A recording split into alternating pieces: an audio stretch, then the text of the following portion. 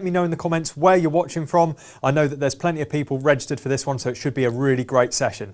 This is the first in a series of webcasts that we're going to be doing for OXLEP, Oxfordshire Local Economic Partnership, for their business services, where they are training people up in the Oxfordshire area on how to use LinkedIn effectively to grow the business. So if you start putting your questions in the comments as we go through as well, that'd be really great, so I can kind of get some feedback and answer any questions that you guys might have. But this is going to be a really simple session to start with. Just how to build that profile at the start and make sure that everything is where it needs to be so that you get the best results possible. So like I said, drop yourself in the comments there and just let me know where you're watching from. It'd be really great to see who is watching. And I know some of you guys I will have chatted to in the lead up to this as well. So I'll keep an eye on the comments as we go through. I'm also going to start this with a little activity to get your brain working and to get you really engaged with what it is that we're going to be talking about. So make sure that you've got a pen and a notebook handy as well, so that you can take notes throughout and you can do those little activities as we go through. So we're gonna get cracking on in about 30 seconds to a minute. I'm just gonna wait a little bit more to see who else joins us and make sure that everyone has been able to log in okay. We're going live on LinkedIn, we're live on YouTube as well, so wherever you're watching, let me know which one you're watching on. If you're watching on LinkedIn, pop that in the comments as well, let me know that you're over there. If you're watching it on YouTube, bung that in the comments and let me know that you're watching over there. It's really great to hear. Cool, okay, so what we'll do is start with this little activity. Okay, this is a little activity just to get your brain started. Before I introduce myself, before I introduce a little bit more about what we're going to talk about, this is something to just switch everything on a little bit. After all, it is the evening and it's getting towards the end of the week. So what I'd like you to write down on your notepad is, why is it important to have a good quality LinkedIn profile? Now, of course, we're going to talk about that in this session, but I'd really like to know what you think. Why is it important to have a good LinkedIn profile? What reasons can you think of for that? Get that down in your notes. I'm just going to give you maybe 30 seconds to have a little think and put it in the comments as well and let me know what you think as well. I'm sure you've got some great ideas for this. I'm sure there's stuff which is playing around in your head and you want to put down on paper that the reasons that you think it would be important to have that good quality LinkedIn profile. Okay? So another 10 seconds and then we'll move on and I'll introduce myself and the layout of what this session is going to be. Okay, so this session is all about people who want to sell products or services on LinkedIn or establish thought leadership on LinkedIn. Now they come with the same kind of process, but there's a slightly different outcome there. That you might have a service or a product that you're trying to sell, but you might just want to establish yourself as a thought leader or an authority figure in your industry. It's a very similar process and the profile will be set up in exactly the same way. And this is also useful if you're looking to be recruited on LinkedIn as well. So if you're looking for a job, if you're looking for new work in a certain industry and you want to be hired by particular companies or top companies in a certain industry, a certain region, then they're going to check out your LinkedIn. You know, whenever you apply for a job now, that's one of the first things that people will do, is they will check out your LinkedIn. And if you look good on your profile, if you look like the kind of person that they want to hire, you stand a much better chance of just even getting to interview in the first place. I can just see Oliver's commented there, to look legitimate. That is a great point. To look legitimate, to look credible, to have authority. So here are the reasons why. Okay, you've already got your ideas down. A poor profile means this. It will be harder to find you. That's for a start, okay? People want to be able to find you on LinkedIn. You want people to be able to find you. If they can't find you, how are they going to buy your products or services? How are you going to become a thought leader? How are you going to get recruited for a job if no one can find you? But then if they do find you, they want to be able to trust you. Now, business is only done between parties that trust each other. They know each other, they like each other, they trust each other. And if people can't trust you from the start, you're setting yourself up to fail. And so if you've got a solid profile, people can start to get to know you, and that is where the trust starts to build. If you haven't got a good quality LinkedIn profile, a lot of people won't connect with you. So you might be sending out connection requests, but they won't be getting the positive response that you hope. And that's because when people go back and look at your profile, they're not seeing anything. It might look like a spam account, a fake account. Another thing that we're going to address right towards the end of this session is how your competition can potentially steal your network. There's some specifics about that. Your messages being ignored and your conversations being abandoned is very similar to people not connecting with you. It looks like it's a fake account. If you haven't got a profile picture and things like that, it looks a bit dodgy. And so, contrary to that, a good profile means the exact opposite of all those things. It'll be easy to find you. People will trust you. More people will want to connect with you when you send those requests. Your competition are less able to steal your network, and you'll get more replies to your messages and less conversations will be abandoned. And I'm sure you will agree that that sounds like all some very positive things for your business. I'm going to give you a few statistics here about LinkedIn. Now, 80% of sales professionals have shifted to virtual selling in the past 12 months. 80%. The last 12 months, I mean, let's be honest, everything's been shifting more towards digital means for a long time now. But the last 12 months has really sped that up. So many more businesses are having to do their businesses online. They're having to find their prospects online. They're having to have their conversations and even their sales calls online as well, just because of the restrictions we've had in place. And a lot of businesses are going to remain that way from now on. Some will be going back to fully face-to-face, but it will be very few. A lot of people, a lot of businesses are going to be doing a hybrid model of a bit of both. And so the digital side of things is here to stay. Now, 57% of sales professionals find social selling more effective than the traditional approach. And what social selling is all about is relationships. Social selling is about developing relationships with people before you make the sale, rather than trying to make a sale to a cold prospect and then the relationship comes later if they become a client. It's about building those relationships first. And more than half of all sales professionals find this more effective. 46% of sales professionals expect to retain social selling beyond 12 months as well. I always assume that most people are already on LinkedIn, and that's not actually the case. It is still a massively growing platform. It is a huge platform with hundreds of millions of users, but it is still growing at a very, very fast rate. In fact, 62 million users joined LinkedIn in the last year. 62 million people who weren't on LinkedIn before are now on LinkedIn. And so there's this huge capacity for finding those people that you're after, the specific, you know, that target client that you want, that ideal client. LinkedIn is the only platform which has the tools which will allow you to find those people where they are. Especially now when you may be used to cold calling and calling into businesses, with so many decision makers working from home over the past year, as a result of the change in the working environment, that cold calling approach doesn't work anymore, at least not as effectively, because you can't get through to these people. However, more and more of these people are on LinkedIn, another 62 million. It's quite an astounding growth rate.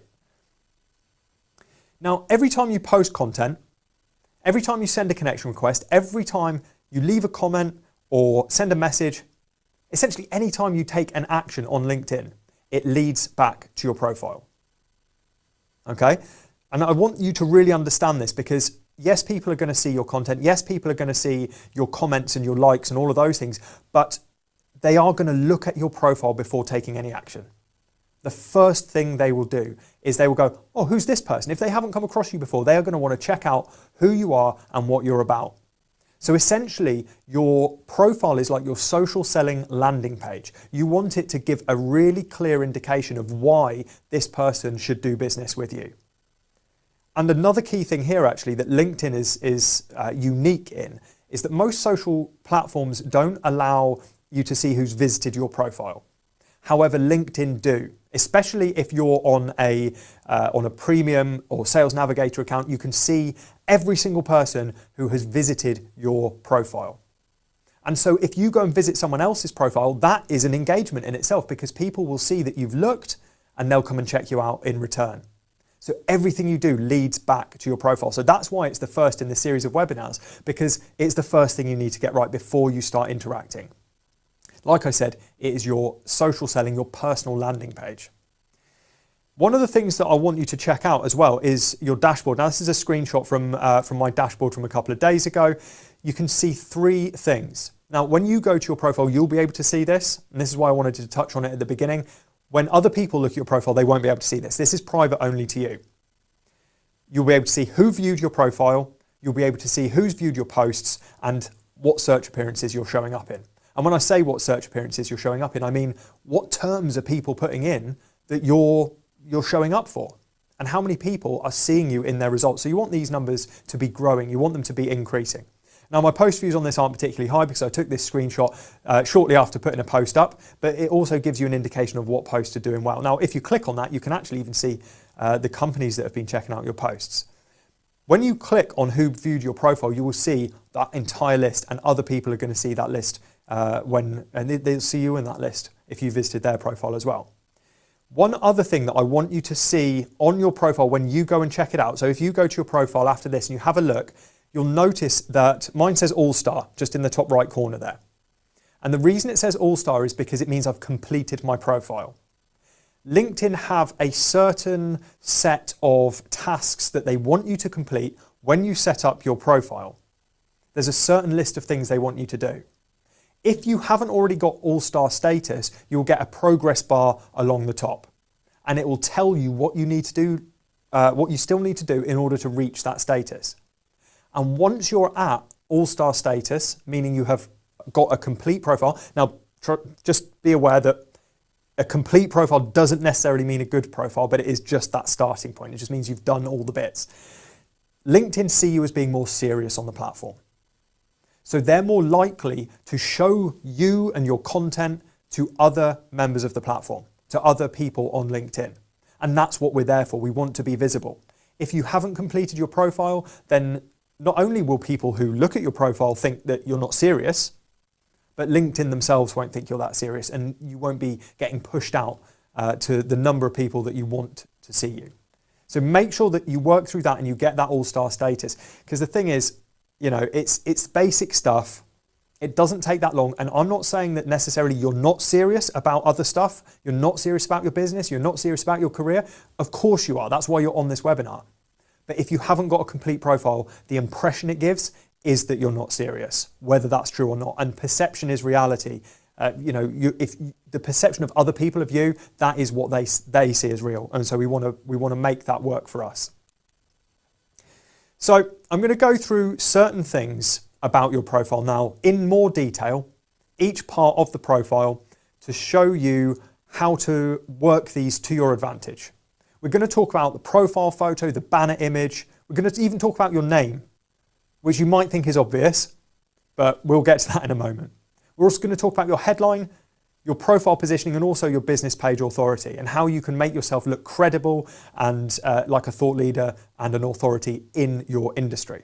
So those are the bits and pieces that we're going to go through.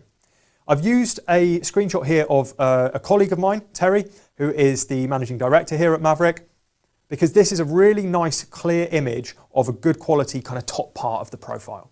So when you look at your profile, when anyone looks at your profile, this is what they're going to see first. This is the top little bit that they'll see on their screen. And it's made up of certain things. You'll see there's the banner image across the top, the profile picture, the name, and the headline. The headline is that bit just below the name where you've got a very short space to put some details in about what you do and who you do it for, the problems you solve, things like that. It's the first little bit that people are going to see. Now, some of these bits actually follow you around LinkedIn as well. Your profile picture, your name, and your headline will follow you around every single place you go on LinkedIn. If you post a piece of content and someone hovers over your name, that's what they'll see. In fact, they'll see it just above the piece of content. They'll see the profile picture next to it, they'll see your name, and they'll see your headline. When you visit someone's profile and they see that in their profile visits, those are the three things that follow you around. When you comment or like or anything, those are the three things which people will see first before they've even visited your profile. So it is so vital to make sure that those are working in your favor. The banner image is the first thing they'll see when they visit your profile. That doesn't follow you around, but it is so big and bold at the top of the profile, whether they're visiting on mobile or desktop, that you want to make sure that you are using something valuable in that space. I'm also going to touch on something else that you can see here on the side of Terry's profile, is where it says Maverick and there's a logo next to it. Now I'm going to come on to that when we mention business pages a little bit later on, but it is very, very key to make that look like you're a real company. And it may seem obvious. Like I said, we'll go into this in a bit more detail shortly. It may seem obvious, but so many people still have no company page, especially if they're a small or medium business. They don't have a company page, and therefore that part looks very unprofessional because it doesn't have the logo there. It just has like a kind of placeholder image. So about your name. Now I'm going to start here because it is really the most simple part of your profile. It's something which people, I guess, gloss over a little bit. But you want to make it easy for people to find you. And so you want to introduce yourself, you want to use the name that you introduce yourself as, not your full name. So for example, my name is James, but everyone calls me Jay. So on my LinkedIn profile, it doesn't say James Unwin, it says Jay Unwin, because I never ever introduce me as James. So if people are searching for me on LinkedIn, they're not going to find me if I've used my full name. And using Terry as an example again, his full name is Terence Paul Heath, but he never introduces himself as that. So he's using Terry Heath because that's how he would introduce himself. And if you've spoken to him, that's what you would then search for on the platform.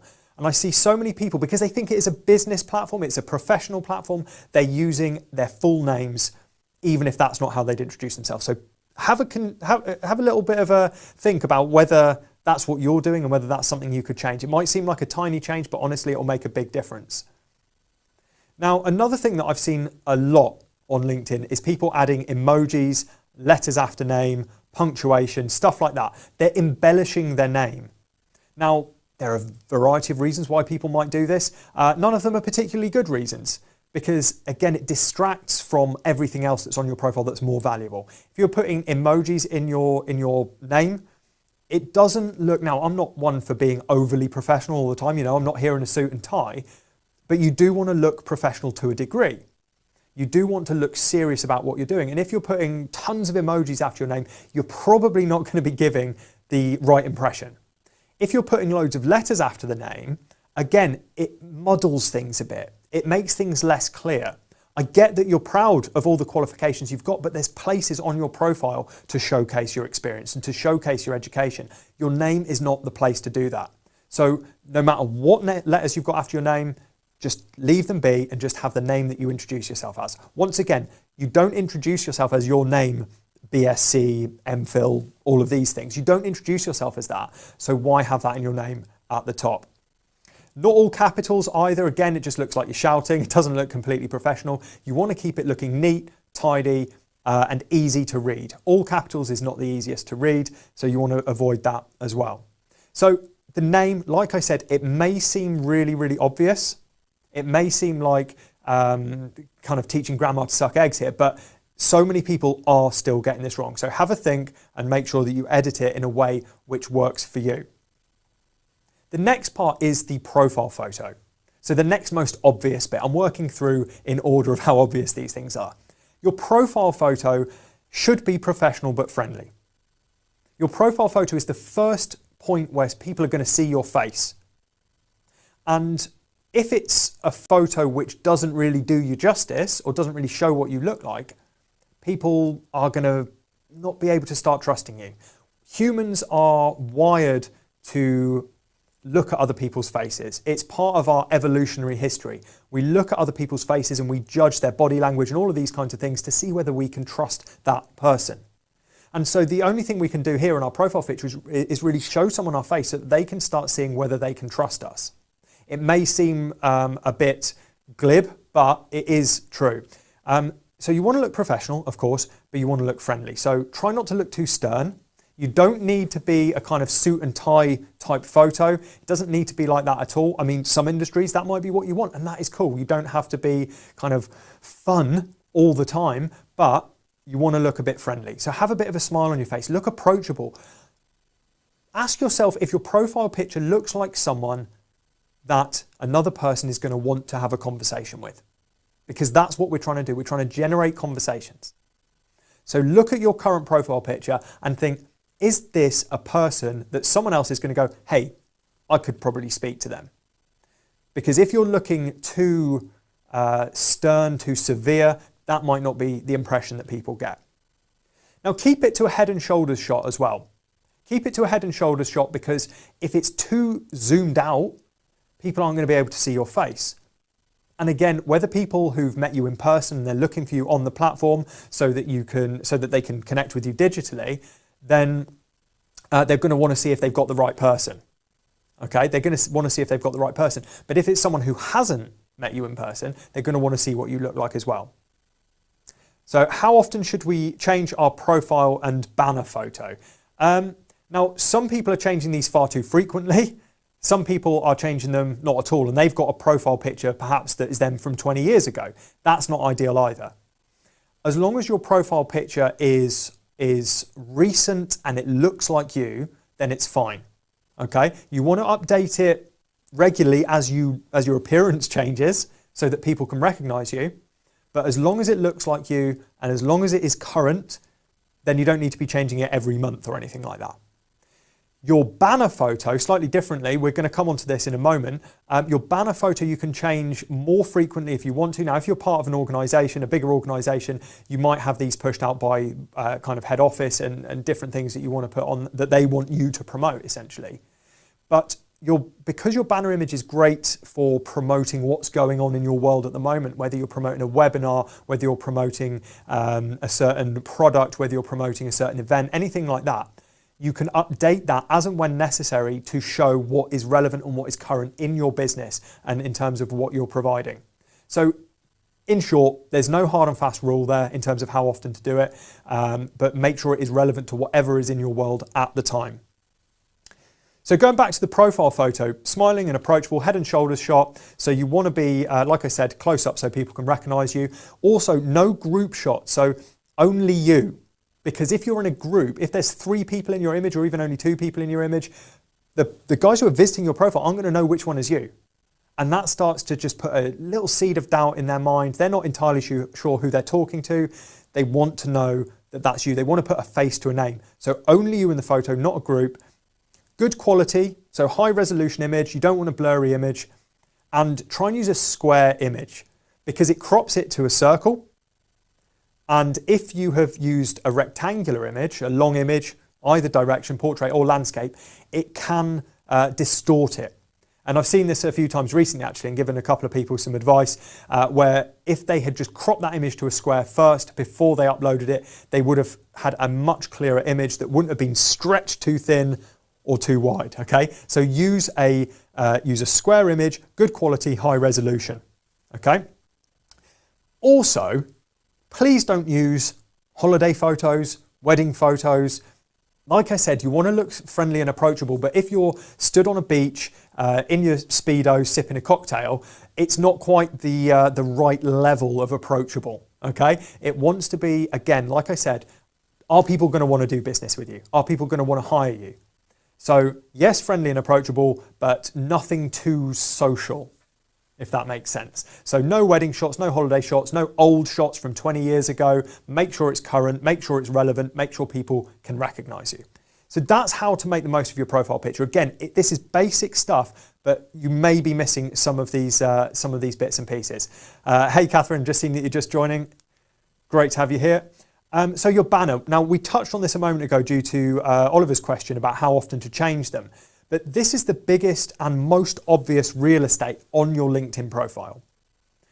It doesn't follow you around like your photo and like your name and like the headline, which we'll mention shortly, but it's the biggest and most obvious real estate. So when people visit your profile, there is this big image at the top.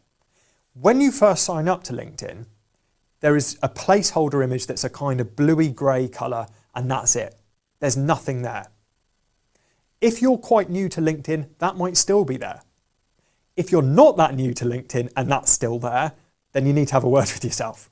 Because once again, it looks like you haven't been bothered to complete your profile.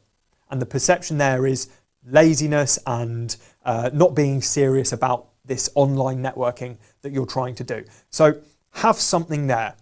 If you can get something branded and well designed, then do it. In fact, we can all get something branded and well designed, whether you're a one-man band, whether you're a large multinational. If you've got in-house graphic designers, ask them to knock something up for you. If you haven't got in-house graphic designers, then find a freelancer and get something knocked up, or even do something yourself using Canva or something like that, or a similar tool.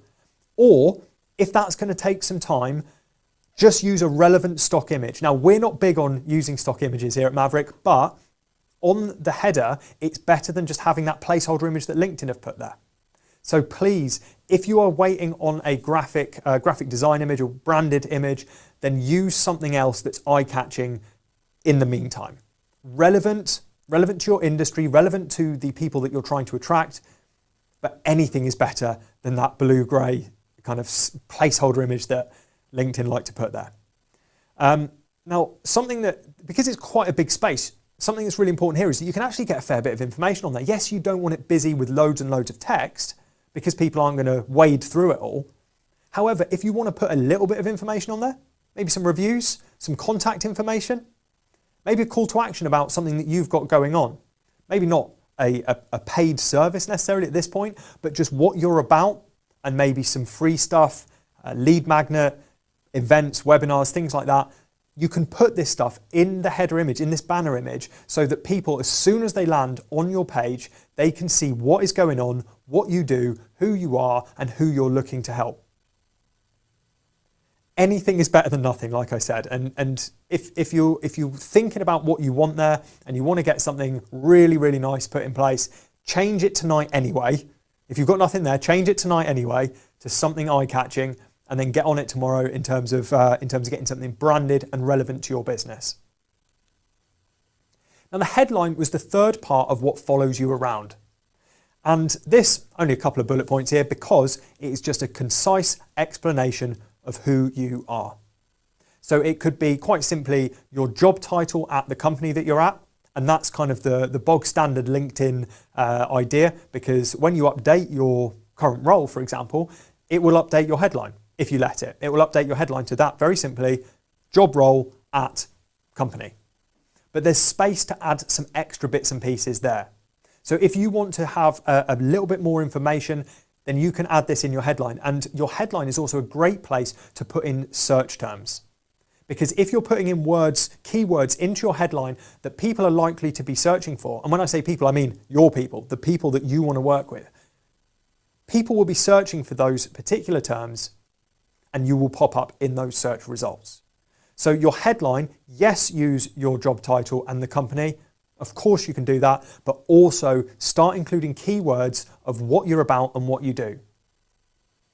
Give people the opportunity to find you by using those keywords. So have a little think about what you could write in your headline, which has a really clear but short explanation of who you are, what you do, and who you do it for, using the keywords that will make you stand out in those search results. If we go back to Terry's, actually, I'll show you what his are looking like. So again, now we've gone through those few bits. What you'll see here is, again, nice clear shot. His profile picture is very clear. It's his head, it's his face. You can recognize him. He's smiling, so he looks professional, but he looks approachable. No stuffy suit and tie, but he looks professional and approachable. And it is a good quality, high resolution image. His name's nice and simple. His banner is very, very clear. This one's we've changed the Maverick ones more recently, but as you can see on this one, digital sales training in massive letters. There is no guessing here. Everyone who visits Terry's profile will know exactly what Maverick is all about. Relational and social selling strategies that deliver on day one. Nice little tagline, so people will go, this sounds like something I need. Job done. There's also a Trustpilot review up in the corner there, if you can see that. The rating on Trustpilot, nice and clear. In fact, I think I might be just in the way of that, but you can see just behind where I am, there is a Trustpilot. There we go, perfect. So now you can see that Trustpilot review up in the corner. It's a great place to put something like that. If you're on Trustpilot and you've got some great reviews, put it on there, okay? Or put a little review, or if you've been quoted in various mainstream media outlets, you could put on your banner, as seen in, and it could be whatever, BBC or Forbes or whatever you've been in.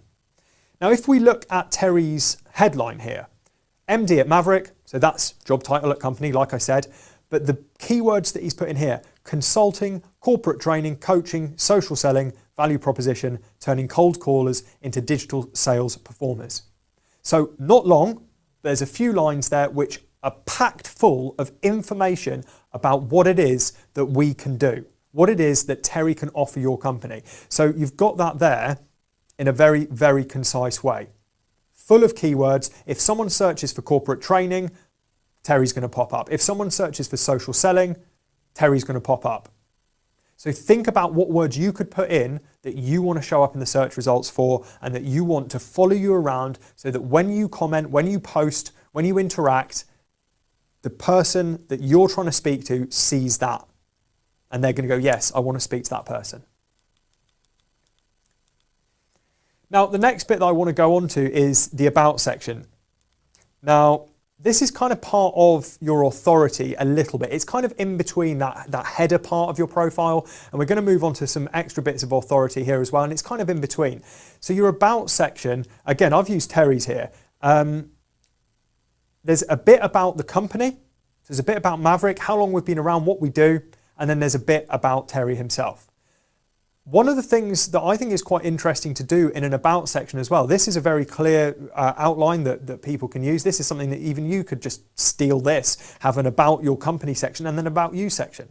Because when you want to check someone's profile out, a lot of the time, yes, of course you want to know what they do and what their company is, but you're also going to want to know about them. No matter the size of the companies that you want to do business with, people will still buy from people.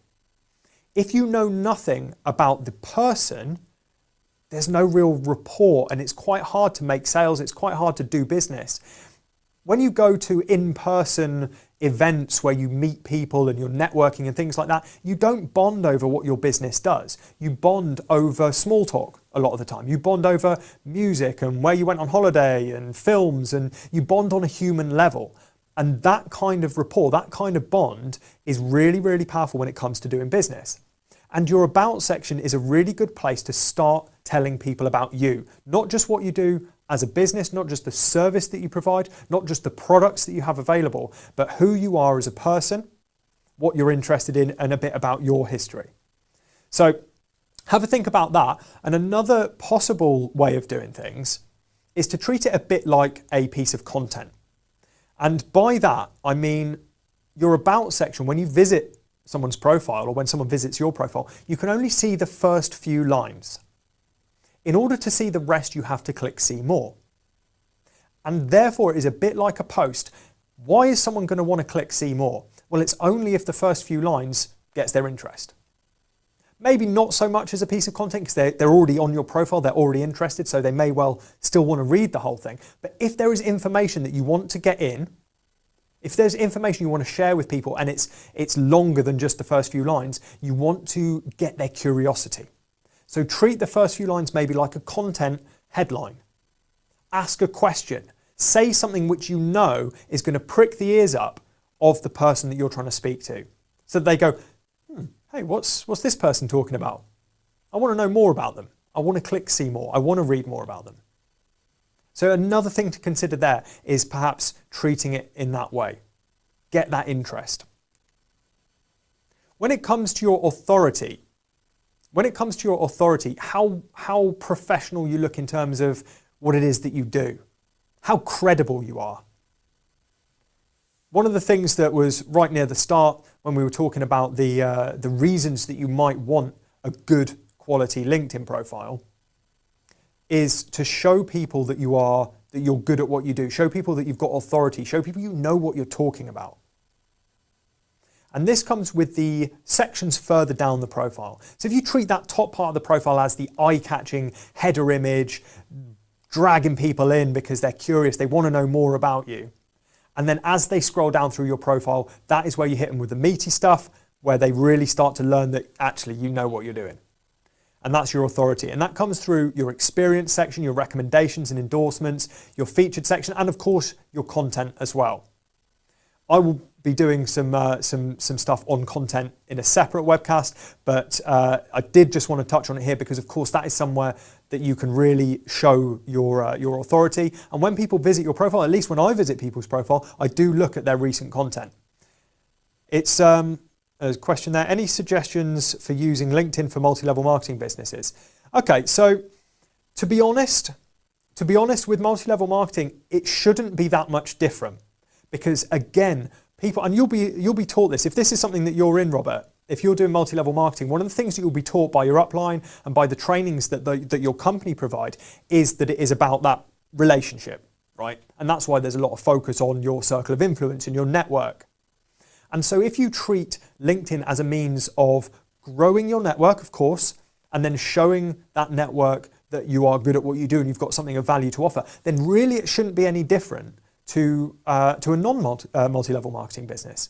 It should be the same kind of process. Again, have an idea of who you want to be talking to. I've talked about ideal client, I've talked about your kind of customer avatar, if you like, a few points during this, and I've kind of assumed that you already know that. But if you don't, it's really important to know who it is that you're after. And one of the dangers with any business, to be honest, and it's something that I've struggled with in businesses that I've done in the past, is niching down enough, because you always feel like you're going to put people off by being too specific. In multi-level marketing, like with any business, if you're very clear on who you want to work with, it makes it so much easier. So rather than just trying to provide it to anyone, I mean, I'm not sure what it is, what company it is, or what industry, what product, what service it is that you're selling, but if you think about it, yeah, of course, if it's health supplements, you think, oh, it can help everyone. But have a clear idea of who it is that you want to speak to, who it is that you want to help. Then you'll be able to make your profile and your content and everything you do geared to that particular person and their pain points. That particular person and what they need solving in their life. So use it in the same way as anything else. Multi-level marketing is a business model like anything else. So treat it in exactly the same way, I would have said. Any others there? I'm just going to catch up on a few of the comments. Thinking of using Fiverr, been working on my profile what seems like forever. I get views but no contact. So Fiverr, so that's where you can outsource to other people for, it's like a marketplace for designers and stuff, isn't it? I think I've used it in the past. The thing with Fiverr, in my experience, and this was a little while ago, so it may have changed. The thing with Fiverr is that you can get some great people on there, but you can also get some people who are less than great, to put it politely. So you've got to be very careful doing your due diligence, because some people, if they're charging 5 quid, 10 quid for a graphic design, it's very low value compared to elsewhere, and you kind of get what you pay for. So you might get stuff that's been designed for someone else that they're just kind of changing a little bit of branding on, but it's not really about you and your offering. It's not personalised to you. They're just kind of churning them out as quickly as possible because they're only charging 5 quid, 10 quid, 15 quid. So have a look, do your due diligence, and if you find something that you're happy with, don't go for the cheapest, then great, have a crack at that. But another way of doing it is to speak directly to a graphic designer who maybe someone who's been recommended by someone who you know that they've done work for. So you've got some true social proof, and speak to them about what you want to get across to them. What you want to get across to your ideal clients. Because a good graphic designer will understand what it is that you want to show, and they'll be able to come up with some ideas that really illustrate what it is that you're about. So Fiverr, yeah, great idea. Have a go, see what's what, but there are other options out there as well.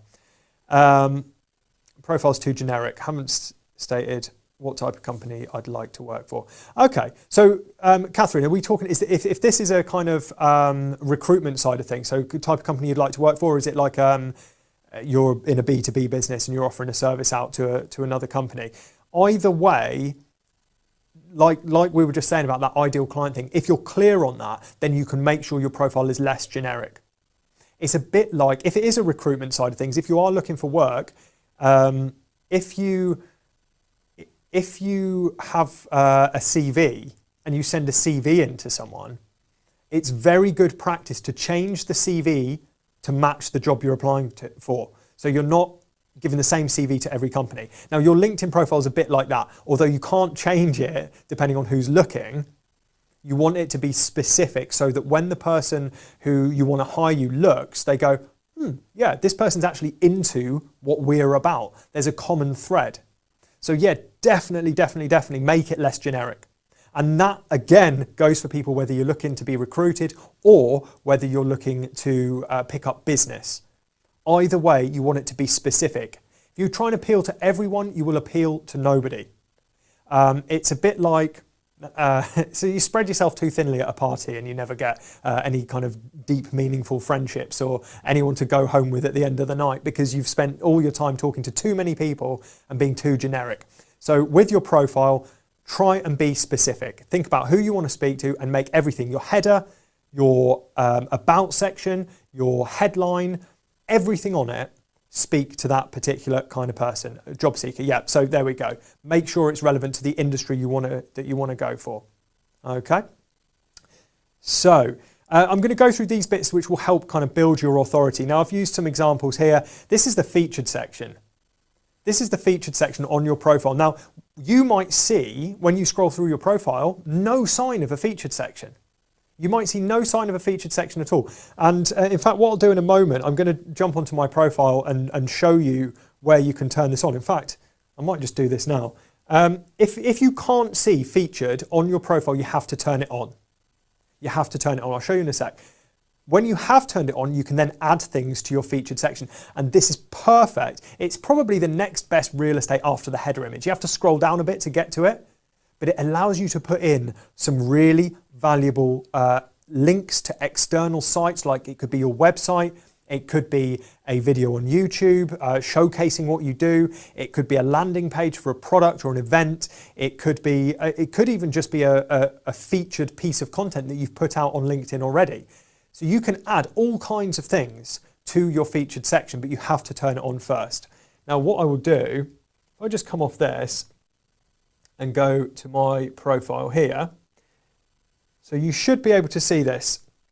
Now on my profile, if you just scroll down a little bit, you'll notice that this extra little menu comes up. So at the top you can't see it, and you get to about here, and a menu comes up, and there's a button which says Add Section. There's a button here which says Add Section. Now if you can't see featured, you can turn on your featured section in this list. Okay? And in my featured section at the moment, I've just got one thing, which is showing our live event that we're going to be running in London next month. So it's nice, clear, big area in the middle of the profile, which shows something which you want people to see. So external links are a great thing to put there. So that's your featured section. Not share. I've just pressed the wrong button. There we go. So that section, if you haven't got it on, turn it on and think about what you can put in there. The next part is your experience and your education. Now, earlier on, I said, don't put letters after your name in your name at the top of your profile, because there is a part of your profile which is perfectly dedicated to that.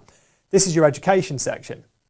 And it's almost like a combined section at the bottom, experience and education. Your experience is your work and your roles throughout your kind of working career, and your education is the schools and universities and colleges that you went to.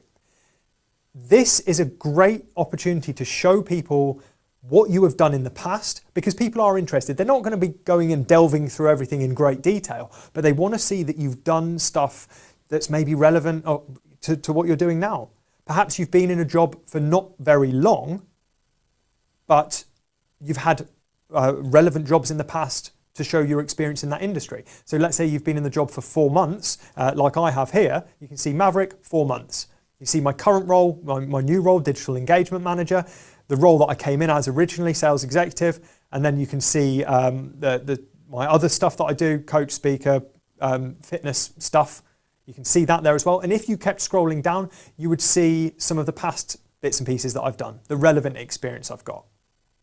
And no one's going to be massively worried about little gaps here and there, but you want to be as detailed as possible so that people can see what you've been up to.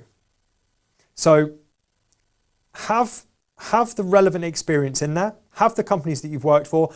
Now, the company that you're working for at the moment, which may well be your own business, you need to have a company page to have a logo next to it.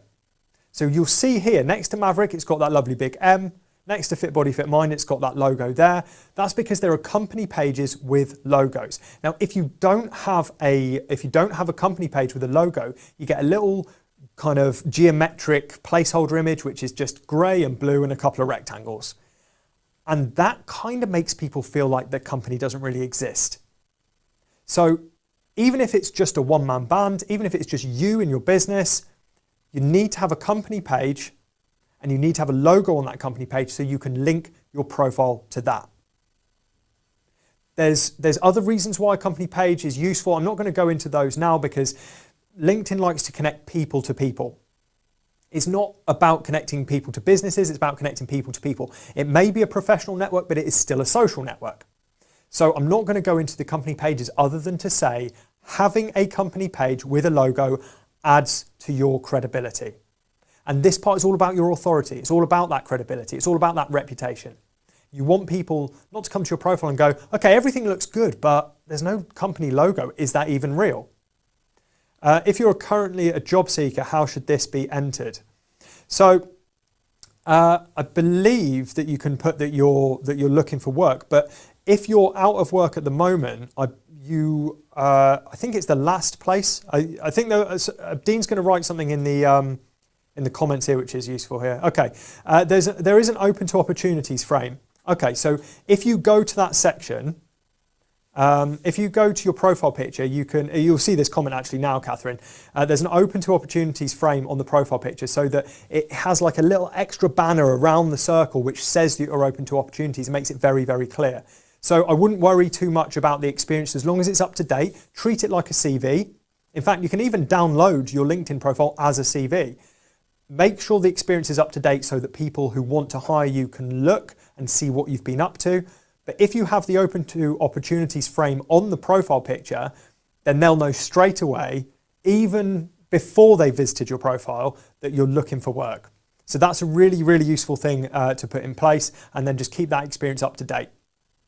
In terms of the education, same deal. What universities did you go to? What qualifications do you have? And then below that, you've got something called skills and endorsements, which I think is the next thing that I'm going to be talking about. Oh no, we've just talked about the business page. So the skills and endorsements part here, the skills and endorsements part is a place where people can essentially vote for certain skills that you have.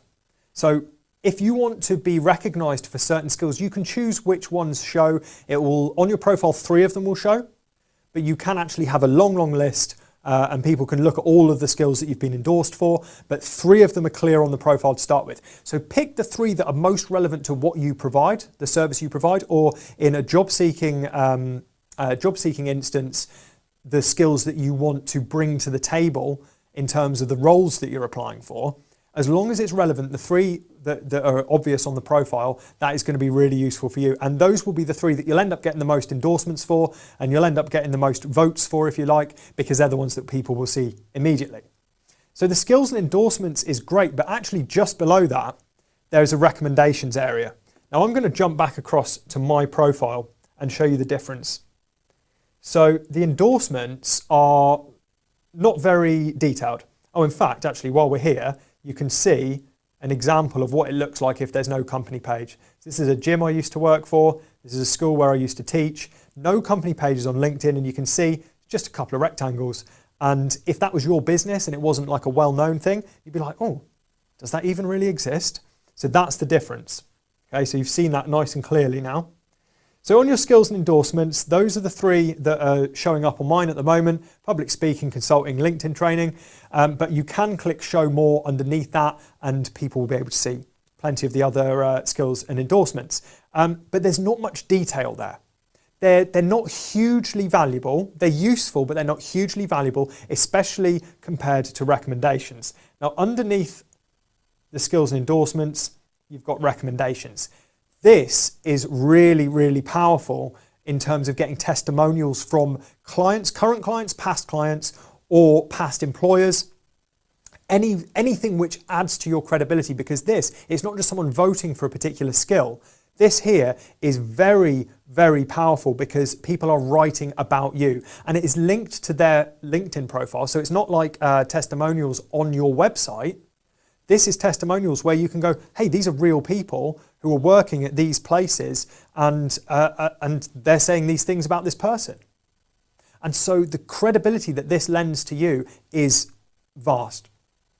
What I would recommend here, you can see just where it says recommendations, you can see ask for a recommendation. If you click on that, you can type in the name of someone you wish to request a recommendation from, and they will get that in their inbox. They'll get that as a message. So have a little think about who you may have done work for in the past, either in an employed role or maybe in a business role, and get some testimonials onto your profile so that when people come and have a look, they can see that you're not just saying you're good, other people are saying you're good as well.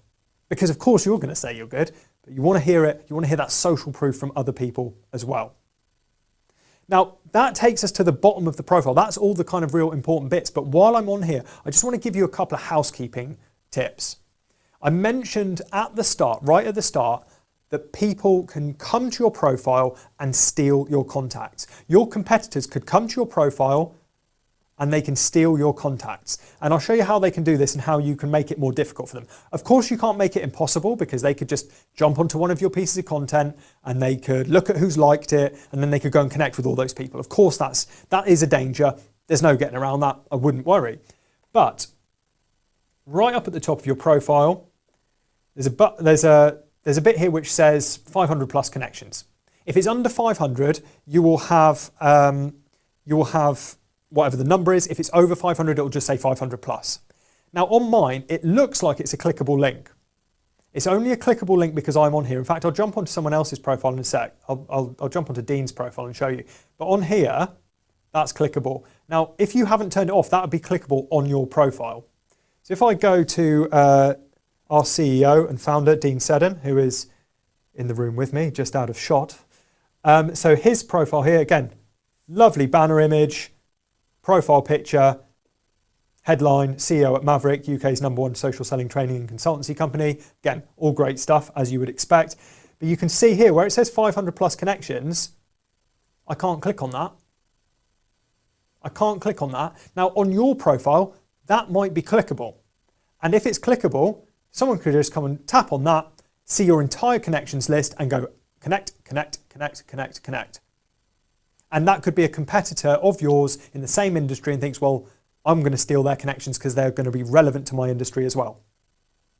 All right, so I'll show you how to turn that off. And the other thing I'll show you how to turn off is something called people also viewed, which is sometimes on the right-hand side. You can see this one here, which says people you may know. You see people you may know. On your profile, there might be a section above that which said people also viewed.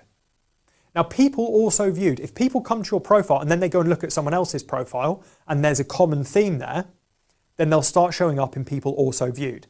So if someone comes to your profile because they want your services, and then over on the right-hand side, there's a list of people who people have also viewed, the chances are that they are going to be your competitors, especially if you've been on LinkedIn for a little while, or you've been in the same industry for a little while. If you've changed industries, the people also viewed might be in your old industry, but they will eventually start being your new industry, and you would not put a list of your competitors on a landing page on your website, would you? Right? That would seem pretty ludicrous. And yet a lot of people have people also viewed turned on their LinkedIn profile, which is their social selling landing page, and you're directing your prospects to your competitors. So how you turn these two things off? You go up to that top bar where your little profile picture is up at the top and it says me. You tap on that to get the drop down list and you go to your settings and privacy. Now this is where you can manage all kinds of bits and pieces. Now if you I've just got to make sure I get the right places here. So under visibility, you've got connections here. So if you click visibility over on the side, and you scroll down a little bit, you've got connections. Choose if your connections can see your connections list. Now, that's set to no, as it should be. If you tap on that, what you'll see the options are, allow your connections to see your connections list, and there's a toggle button. Yes, no. You want that set to no, so only you can see your connections list. Okay, that's how to grey out that 500 plus connections box. Now the other part is if you go to account preferences and scroll down a little bit, you will see people also viewed. Choose if this feature appears on your profile. Should be set to no. Yours is probably set to yes. Change that to no, it'll save it automatically. Job done. All right, so that's what you want to make sure, you do to make it more difficult. Of course not impossible. Of course not impossible, because people will still be able to see who's interacting with your content, but just make it more difficult. Don't make it super easy for your competitors to steal your contacts, and don't make it super easy for your prospects to go to someone else who is your competition that offers a similar service. All right, you don't want to be guiding them in that direction. Okay, so that's just a little bit of housekeeping. It's really, really important that you get that done to get the best effect. So business page we've talked about. Are your competitors poaching your contacts? Make your LinkedIn profile secure. Lock it down. That's what we said. And that takes us to the end. So now what I would like you to do, what I would love you to do, in fact, is in the comments name one thing you could do today to improve your LinkedIn profile. Now, I've already seen some of these popping up in the comments already. In fact, I've just seen Oliver say that he's never focused on the recommendations before, but he's going to reach out to past clients and get some really powerful testimonials on there. So that's really great, Oliver. Anyone else who is watching, what could you do today or tomorrow morning? I know it's the evening. What could you do straight away to improve your LinkedIn profile? Just one thing, just to consolidate that. And I want to make sure that you've been listening. I mean, you saw on my experience, I used to be a teacher. That's probably come across a little bit now. But what I would love you to do is to share something, because it's not just for what you would do, but it's also the other people who are watching this, the other people who are in the comments. We've got at least a couple of dozen people watching this live. So I want people to be able to share ideas here. I'd love for you to inspire someone else to make some positive changes to their LinkedIn profile as well. So drop those into the comments now, and we'll see what's what. Also, if you've got any questions at all about anything that is covered, anything that's been covered in this presentation, please drop those into the comments as well. We've got a couple of minutes left. I'll answer any questions that you may have. I don't think I've missed any as they've come up, but if I have, please do call me out on it. But if you've got any questions at all, please feel free to drop them in the chat as well. Just requested 5 recommendations. Never thought it was important. Fantastic. That's really great to hear. It makes such a difference. People love reviews and recommendations. When you go and buy something on Amazon, you look at the rating. If it's a 5-star rating or a 1-star rating, it's going to be a very different decision that you make. What's Catherine going to do? I'm going to start focusing on recommendations and endorsements, as I need more and intend to give more. Okay, cool, great stuff. So treat your recommendations, if you're job searching, treat your recommendations like your references. So get some references from past employers and people you've done work for.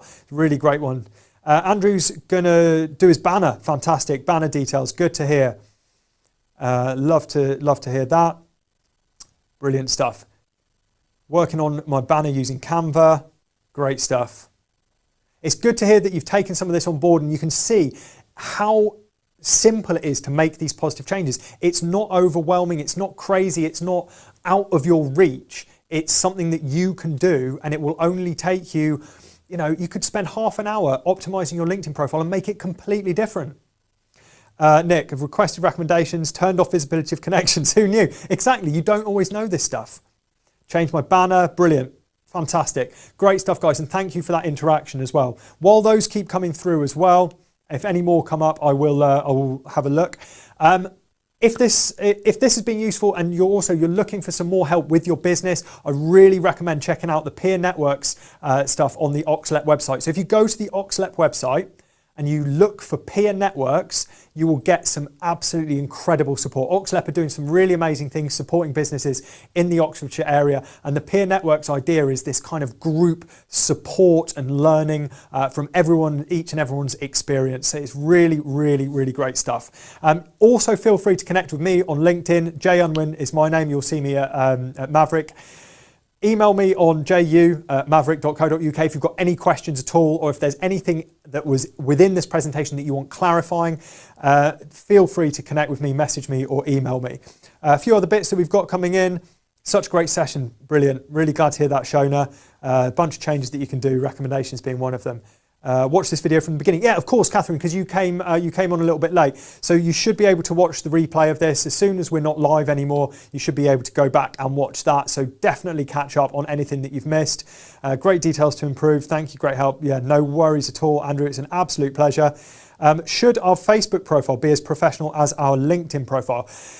That's a great question, to be honest, Oliver. Now, the thing with your it depends on whether you're using it for business or not. Now, I believe that it should be similar, and you should be talking about your business and showcasing what you do and looking professional to a degree. It doesn't have the same feel as LinkedIn, unless business is done on Facebook than is done on LinkedIn, depending on the industry you're in, of course. But I would recommend keeping your Facebook profile to look at least reasonably professional, because if clients are stalking you on the internet, Facebook might be one of the places that they look. So if your profile is public, I definitely recommend keeping it fairly professional and not too controversial, let's say. You want it to look attractive. So yeah, or you can completely lock down your Facebook profile and make it very hard for people to stalk you, and there'll still be just a couple of bits that people can see, such as your profile picture, your cover image and stuff like that. So think about what's visible and make what's visible professional looking, if that makes sense. Because like I said, your clients, your prospective clients are going to look you up. They're going to want to see what you're about. Prospective employers are going to do the same. So try and keep it professional, but in the feeling of the platform itself. Cool. If that is everything, guys, then this has been an absolute pleasure. In 2 weeks' time, we have got another webinar for Oxlet where we're going to be talking about the 4 keys to LinkedIn success. There's 4 things which will really drive that success on LinkedIn. That's 2 weeks in 2 weeks' time. Again, Thursday evening at 7 p.m. So make sure you keep an eye on the Oxlet LinkedIn page, because we're going to be putting in all the details of that event on there as well, and we'll be inviting you as well. Okay. So I hope this has been useful. I cannot wait to see you again in 2 weeks' time, and I look forward to connecting with you guys on LinkedIn as well. Thanks for watching.